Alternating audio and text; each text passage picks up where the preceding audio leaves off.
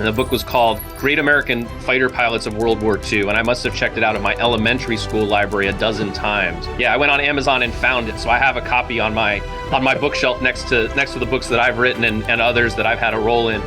This is the Drive-By History Podcast. Welcome to the podcast. I'm your host, Ken Magos. On today's episode, I'll be joined by Kean University's Dr. Jonathan Mercantini. Now, you'll recognize Jonathan from past episodes of Drive-By History, including the New York-New Jersey border wars and life in the 1770s. All right, let's get started. So, Jonathan, I'm thrilled that you were able to join us today. I'm happy that we have this opportunity to get a chance to get to know you better. So I know that you grew up in Virginia. I'm curious, that is one of the hotbeds of early American history. Did that influence your decision at all about becoming a historian?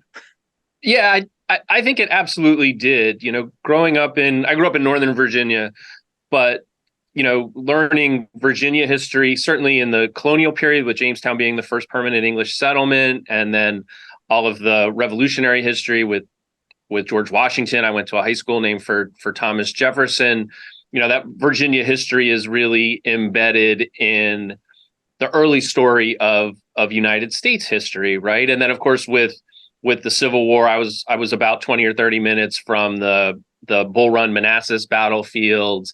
You know, we had a 7th grade field trip up to Gettysburg, but Virginia being very much kind of the certainly the way we taught it in Virginia. People in Mississippi and elsewhere might think differently, but certainly the way we were taught in Virginia. I mean, Virginia was very much central to that larger American history story. And so I think between the location and just the way that we were taught it in school, that was a part of it. You know, and we may get into this later, but I didn't even go to graduate school intending to be a colonial historian. Actually, I really thought I was going to do post 1945 history. Interesting. And some of that, I think, was having the Air and Space Museum right there in Washington, D.C., which remains my favorite museum. But I always loved those parts of it too. And so your attention was kind of torn between those two things. It's interesting, though. Yeah, I mean, I love the space program. The Right Stuff is one of my favorite movies, and I just thought there were interesting connections between the Cold War, between the space race.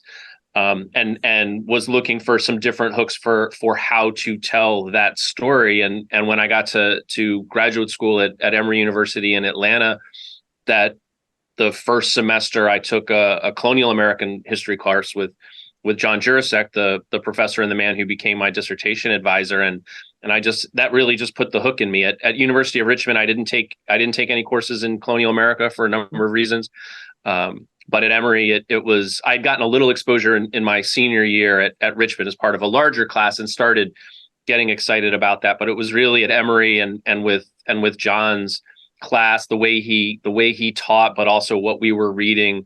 And it was just an exciting time when I was in graduate school. Wow. In the 1990s. There was a lot of rethinking about that period of American history. So it was a great opportunity and kind of a great time to get excited about it. The stories that we were reading and then the historiographical debates, right, of, you know, slavery and racism, which kind of emerge close to simultaneously in the U.S., but are clearly related to each other. And so that was a great historiographical debate with different scholars weighing in. And then the other thing, when I was looking for a dissertation, so I was in Atlanta, and I had looked at, you know, doing Virginia history, but Virginia history is pretty. There's always more to tell, but that had been pretty well mined over. And the lower South, which was more convenient to me being in Georgia, South Carolina history and the South Carolina colonial period was really just starting to take off. Okay. And was that the impetus for the book that you wrote about? So the dissertation and my first book, which was really on the coming of the American Revolution in South Carolina, and really more looking at the politics and some of the cultural history and context around how a colony like South Carolina that is gaining so much from being in the British Empire, as all of their trade within the British Empire, still ultimately decides that declaring independence and going on a revolutionary path was the best option for them, right? These are rational actors making decisions that to them make sense. And so how do we understand those decisions? And so for the wealthiest of the mainland colonies, which is certainly what South Carolina was, to go ahead and rebel, right? For Massachusetts, they're less embedded in that economy. It's more local. You can understand it. Even in Virginia, the reasons are a bit more clear. And in South Carolina, the argument was basically like, well, if we can understand why South Carolina would join, then we can probably have a better understanding of why the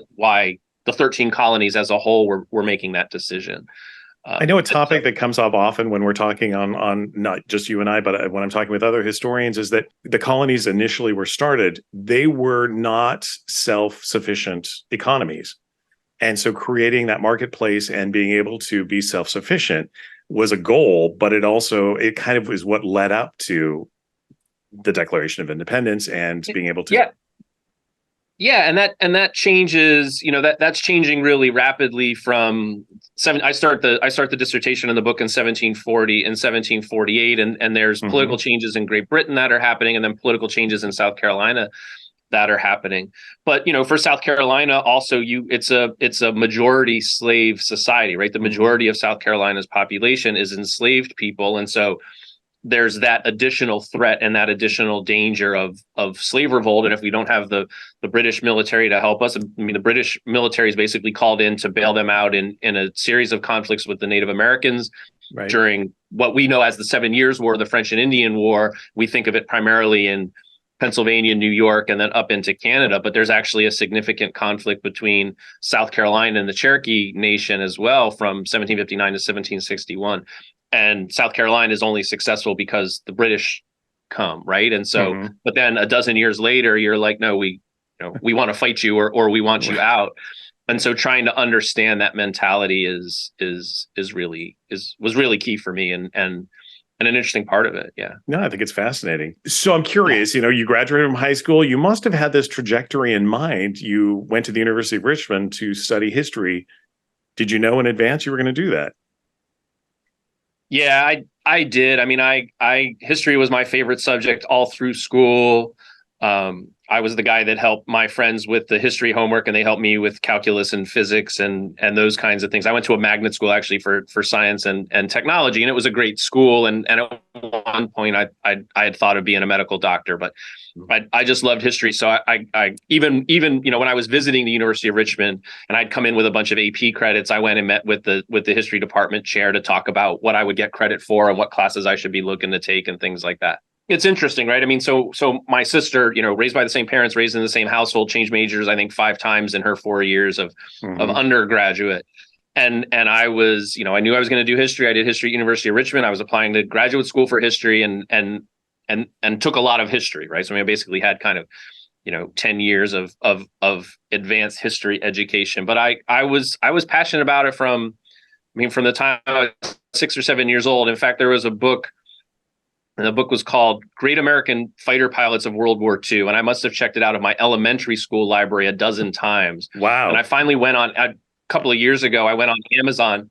Yeah, I went on Amazon and found it. So I have a copy on my bookshelf next to the books that I've written and others that I've had a role in, just to remind me of that. Because I think it's just cool to think back to myself as a 7-year-old or an 8-year-old. And I'm not doing exactly that history, although I've been fortunate to give some lectures and just some kind of public talks on World War II, which I still think is fascinating. And I think is a lot of people's gateway into history. But for me, I was always passionate about it. Yeah. I'm curious, what was the aspect about that book that you were drawn to? Was it the excitement of these fighter pilots flying these planes, or their stories that led up to how they got into this? I think it was the stories of who they were and just the conflict that the United States was in the war. I was always, you're seeing a thread, right? Fighter planes in World War II and the space program. And that was just stuff that I thought their stories was interesting. And also just the mechanics of it all was just really fascinating, and that just led to deeper and deeper engagement, and you come to understand more of the context, and then how that history is being told, right? And that history is being told differently in books written in the 1950s and 1960s than books being written about World War II today, for example. But for me, history's always been that through line. So I'm curious, one of the things, and we covered this on a past episode of Drive-By History, pirates in our region. And I know that's an area of expertise for you. I'm curious if you can talk a little bit about the pirates that were along the New Jersey coastline, kind of in the mid-Atlantic area. Yeah. So I will confess, I know the South Carolina pirate story better than I know the New Jersey pirate story. But again, the Jersey Shore is famous. I mean, I think if you were going to, if you had a visitor from out of town and you could take them to one place in New Jersey, certainly in the summertime, the shore is probably the top of that list, and rightfully so. But the New Jersey coast, I mean, the New Jersey history in general is very much, a pull between Philadelphia and New York, and New Jersey doesn't have that kind of massive metropolitan area. And in part, that's because of the lack of a major port like that. Apologies to Elizabeth, which I drive by in the mornings, but that New Jersey coastline, which is, has a lot of little inlets and little bays and stuff, makes it a perfect spot for pirates to operate out of, because there's lots of little hiding, there's lots of places to hide. If and you have ships that are coming in that you can attack. Now, for the most part, New Jersey pirates prior to the American Revolution are not attacking other British ships, right? And so it's really pirates who are kind of operating out of the Carolinas and then targeting Dutch and Spanish ships that are coming out of the Caribbean. So in that way, it makes sense. But then you get privateers during the American Revolution, which are privately owned ships that have essentially official sanction to attack British merchant ships, and for them operating out of New Jersey makes perfect sense, because British material is coming primarily out of New York and hiding just south of Sandy Hook and all down that coast is a lot of good hiding spots for enterprising sailors and captains and such there. But I remember from the episode we talked about the fact that it really was a lot of privateers. It wasn't necessarily pirates in the sense like we think of Pirates of the Caribbean. Yeah, it was a very different structure. Yeah, and it's the pirates are so overly romanticized that in general you have to remember that these are really bad guys, right? I mean, these are really bad people. But again, it's a romantic swashbuckling story, and there are aspects of that history of pirates, particularly at the start of the 18th century, that are, there's a way to see them as kind of anti-establishment and really even anti-capitalist, right? I mean, that there's a socialist structure on pirate ships in contrast to British Navy ships and merchant ships, where the conditions, certainly the working conditions, were quite harsh. So for in many ways, again, we talked about rational choices, like choosing, if you become a pirate and you're caught, you're probably going to be executed, but you have a much better way of life and until that time than you probably did on a merchant ship. So I know another area of expertise for you is sports and race, and I'm curious if you can talk a little bit about that. Obviously, it's an important topic. Yeah, I just, for me, I think teaching American history through sport, you can really illuminate and illustrate a lot of the major kind of issues and challenges that the country's faced, right? And so you can go to kind of these this kind of horse racing in South Carolina and Virginia in the 18th century is the number one kind of sport and pastime, and it really illuminates that aristocratic culture and traditions from the British, from England and from Great Britain that are coming over, but then being kind of Americanized here in the colonies. You've got and a lot of those jockeys are enslaved men, right? So right there you have that kind of theme of Black athletes performing for a largely white audience, and that's something that you can trace through boxing, through 19th century prize fighting, later through boxing and football, basketball, all of the main American sports where African Americans have always been among the most talented athletes, certainly after Jackie Robinson reintegrated baseball, I should say, in 1947, right? So for that, and then Jackie Robinson my first ever published paper was on a series that the Brooklyn Dodgers played in Atlanta in 1949. So Jackie Robinson signed with the Dodgers in 46. He played for the Montreal Royals in 46, and then came up with the Dodgers in 47. But the Dodgers did all of their spring training in the Caribbean because they didn't want to play in Florida in the South until 1949. And so the first, kind of, it's an exhibition game between the Dodgers, a 3-game series actually between the Dodgers and the Atlanta Crackers, which was the actual name of the team. I was just going to say that was really the name. That was really the name in April of 1949. And so, and the African American population of Atlanta comes out. I mean, I think it was the attendance record for Ponce de Leon Stadium in Atlanta was this Sunday game, the final game of the 3-game series, with Jackie Robinson there, but also Roy Campanella. Roy Black was pitching, or Joe Black was pitching, excuse me. Mm-hmm. And so all of these kind of African American stars and emerging stars that the Dodgers had was there. And so I was taking an American South, post Civil War American South class with Dan Carter, and found that story. It was just really a snippet in Jules Teigel's book about Jackie Robinson and the integration of the Dodgers, and so did the research on that and was able to get that published. And that's 1947, 1949. So 5-7 years before the Brown decision, before the Montgomery bus boycott, certainly before the civil rights movement, the Montgomery and Birmingham and all of the Selma and all those kinds of things. And so, to me, you can really chart that history of America through sport. You look back at someone like Jack Johnson, when Jack Johnson was the champion of the world, and this kind of reckoning of what is white American masculinity going to do when the heavyweight champion of the world is a black man. Were the audiences still segregated, though? I'm curious. They were, yeah.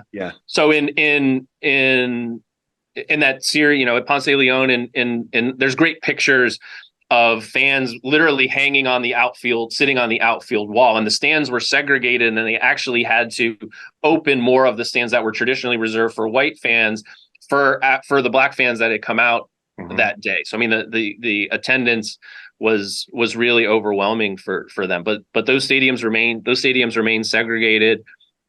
I mean, I would expect that the stadiums probably remained segregated in Atlanta into the 1960s. I actually don't. I didn't trace the story that far. I probably should know that, but I'd be surprised if they weren't.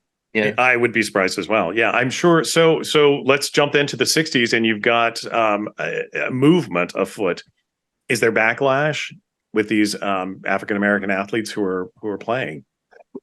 So some of it is that there's backlash. I mean, more is that it's only the very best black athletes who are getting to play in an integrated major league, right? So I think 10 of the first 12 rookies of the year between 1947 and 1959 are black.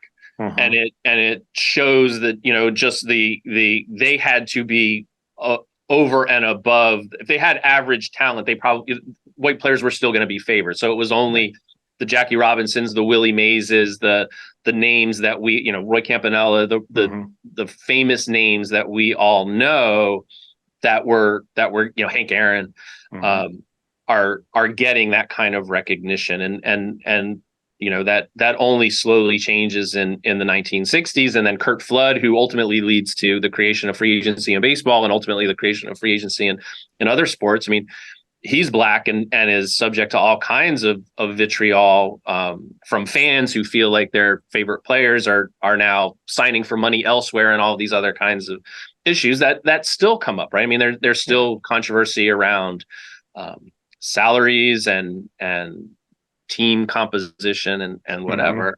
And ironically, it's particularly ironic in the present day that the percentage of African Americans in baseball is now under 10%. I mean, it peaked at around 30% in the 70s and has really fallen off. But you bring up a really important point, because I think it's true universally for any minority group to integrate into a mostly white organization, team, whatever. They have to bring a skill set that is so much head and shoulders above anyone else. I mean, they just have to be exceptional. Yeah, and they are constantly reflecting their entire that entire Black population, that entire race, in a way that you and I don't have to. Exactly. And so that additional burden, I mean, Jackie Robinson dies at a relatively young age, and I'm not a medical doctor, but certainly I think all of the stress and all of the turmoil that surrounded him had to take a toll. I got to that.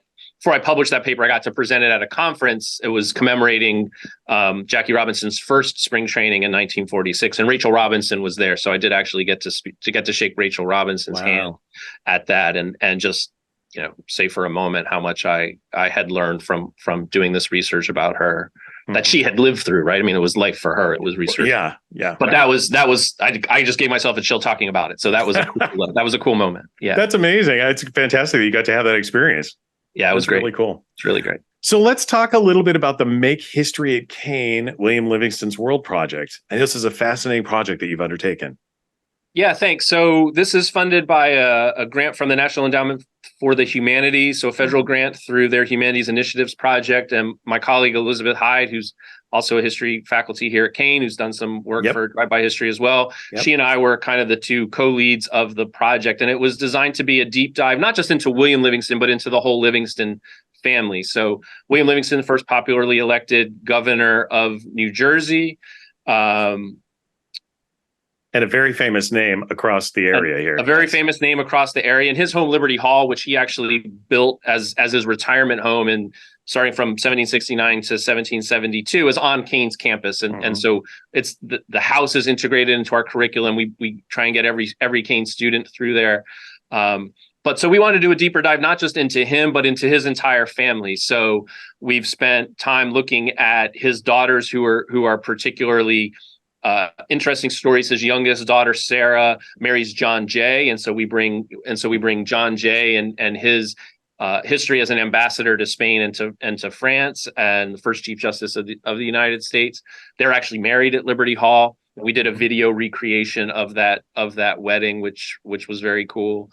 And then also looking particularly at those who were enslaved to the Livingston family. So we know that a few enslaved persons lived at the perhaps ironically named Liberty Hall. Livingston manumits them in the middle of the 1780s. He actually joins the New York Manumission Society, and his son-in-law John Jay is one of the founders, although the Jays also claimed ownership over enslaved persons prior to that. And then William Livingston does welcome enslaved people back into his household when his recently widowed older daughter Kitty comes back to live at Liberty Hall at the very end of his life. So we've had our undergraduate students have worked on this for a number of years. One of our students won the most outstanding undergraduate research paper across the entire state for his work on Livingston as a part of this. If you Google William Livingston's World, the project website should come up. And I always joke that I expect that our one-page brief biography of William Livingston will be plagiarized by fourth grade students across the state when they have to do their report on William Livingston.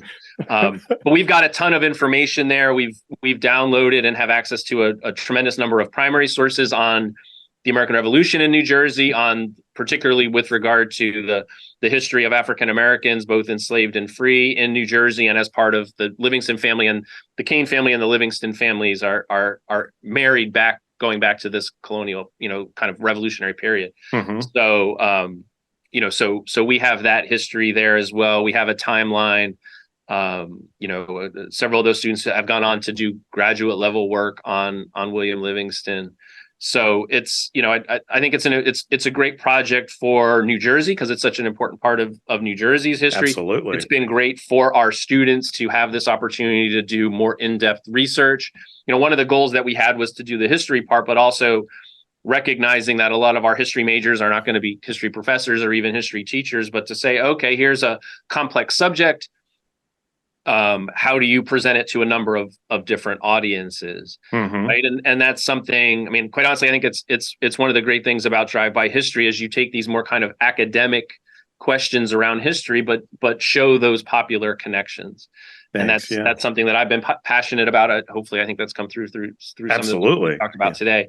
But the academic academic history can be kind of dry, and it's like, oh, why do you have to write a 300-page book on this very kind of small subject matter? But you're trying to engage with larger questions, and different people are more adept at doing that. I mean, one of the frustrations we have, right, is history is really popular. People love shows about history. People love reading books about history, but then the academic historians get frustrated because it feels like a different history. And so one of the things that I think we've done, and certainly that we set out to do with the William Livingston's World Project, is to do that strong academic history rooted in primary source research, doing that analysis, but then also, like I said, make it accessible for fourth grade students, make it accessible we have some basically ready to go learning activities for classroom teachers on it. And we're using it in our college classrooms to talk about New Jersey history, to talk about the history of slavery and of enslaved persons, and that money, our grant funding period has run out, but we're still working on it. I had an essay come out in the New Jersey Studies Journal this past summer, and I've got another one that I'm hoping to find some time to work on here. I think there's always more to investigate. And I think you bring up a really important point, because much like science, history isn't static. It's not just a date and an event. It's an interpretation. And that's where people like you come into play, because you're able to give us a view into it from different angles, and importantly, really understanding what happened and why. Yeah, that interpretation is really what history is. I mean, we can say, the Declaration of Independence on this date or this president, but the larger context and what that means, and showing, the contingency that's involved in that event happening, but also why it's important, why it connects to other pieces. That's really what history is, right? And I think so many people have a bad history is boring. It's just memorizing names and dates. It's like, well, then it wasn't taught right to you, and hopefully, as an undergraduate, whether you're, undergraduate here at Kean or somewhere else, or just someone who later in life comes back and is like, no, I really want to kind of learn about these kinds of topics, that's what history should be. And that's I think what good history does. I think it's also important to make sure that our history books that we were giving to students in class, I don't mean necessarily at the college level, but even before that, reflect true history, that reflect events as they actually happened, and whatever the latest scholarship that we can provide. I think, unfortunately, in some cases, we're going backwards with that. We're removing facts and figures. History's political, right? Because people understand that their present is directly connected to that past. And so the stories that we tell about the past, what we teach and what we don't teach is so important. And we see those debates going on across states and across classrooms and at school board meetings all across the country. And it is concerning, because so much of scholarship over the last 20 years, 30 years, 40 years has brought a lot of new information and recognized that that sources were missed, or that people who didn't leave a historical record behind but still have a history and are still impacting that history. And scholars more recently have done a much better job of accessing those stories. That needs to be what we're learning from kindergarten all the way through adulthood. And it's hard. I mean, I spent a lot of time thinking of having something that you took to be true, or an understanding that you had. And it's threatening when that gets questioned, right? When someone else comes along and says, well, hey, wait a second, you didn't think about this, or, comes out even in kind of more vitriolic terms and is like, how you can't understand this kind of thing. But that, again, it's chipping away at your understanding of who you are. And if you can take the time to kind of reflect on it, I think it's really valuable and ultimately helpful. But it also is concerning about, what we are as a country. I mean, we got the 250th anniversary of 1776 coming up. There's going to be a lot of publicity around that. And at the same time, we're really questioning what does independence mean? What does liberty mean? What do all of these ideals that are America at its best, at its absolute best, but what does it mean? What does it mean for a more recent immigrant? What does it mean for women who have been excluded from certain parts of this past? And what does it mean for us as a country and what we're trying to achieve with what is still it'll be a 250-year experiment in democracy. And well, and on a global scale, we're still very young. And we're still very young. Yeah. No, I mean, I've had the opportunity to travel to Kean's campus in China many times, and it's 250 years of history is current events for. I mean, they joke Exactly. about it. But it's like that's current events. I proposed when I came to Kean. I revised our American Revolution class, and it was and I thought I was broadening it out, right? So I did it from we'll do it from 1763 to 1789, and the department chair at the time, Sue Grunwald, who was a China scholar, was like, Jonathan, none of my classes can cover less than 400 years, and I'm supposed to approve this class that's going to cover 25. And I was like, well, it's important, and there's a lot to tell. And she said, well, I understand that, but also like just very different than China from 1600 to the present kind of. Right. Yeah.